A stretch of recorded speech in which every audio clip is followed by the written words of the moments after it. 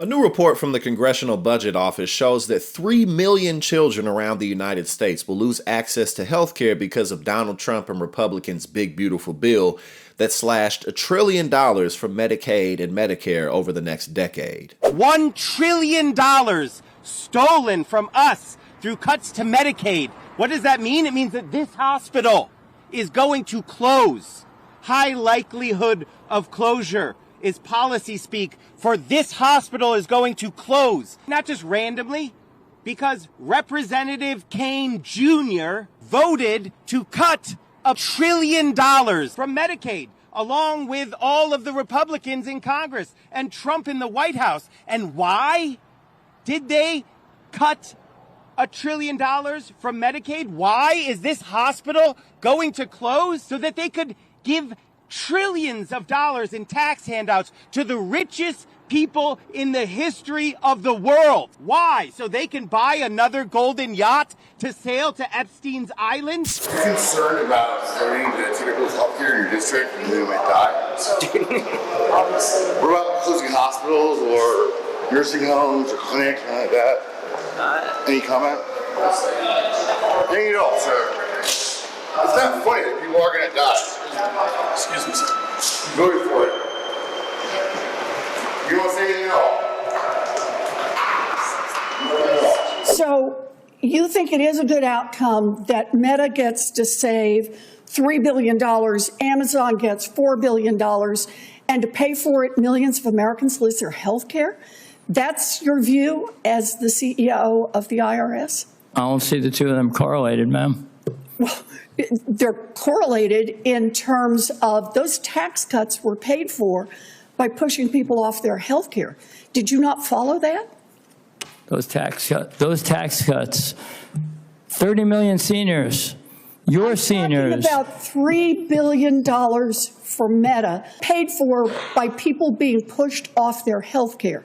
And you're the one who said, really good outcome. It is a really good outcome for the American public here. The tax, what was enacted in the Working Family Tax Act. Values of the Trump administration loud and clear.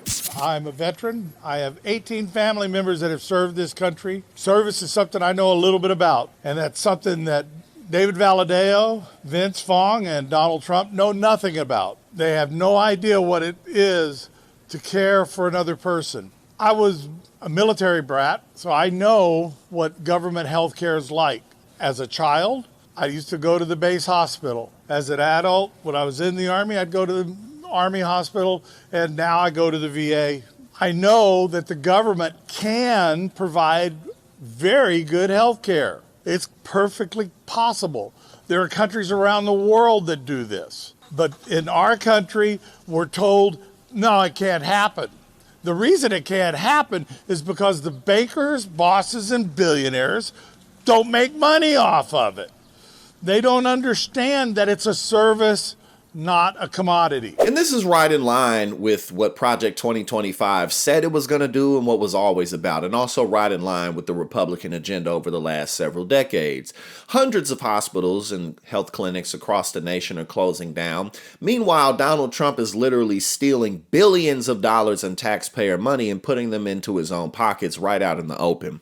This whole thing about the reparations for January 6th insurrectionists, the $1.8 billion, those people aren't going to get a penny of that money.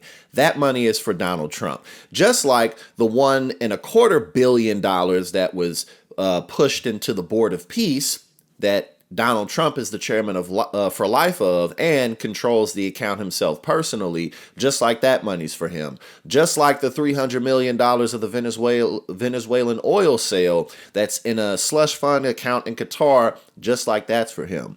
Just like the billions of dollars that he and his family has profited from directly because he's the president, just like that's all for him.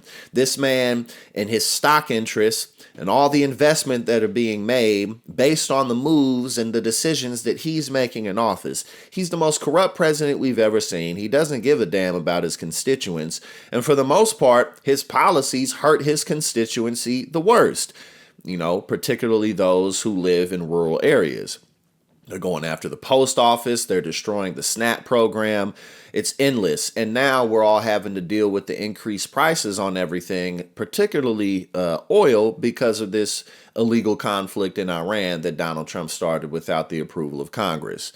So no matter where you look at it, oh, and we not forget the whole Epstein saga that, we're not really talking about anymore because I guess we're just overwhelmed with too much info.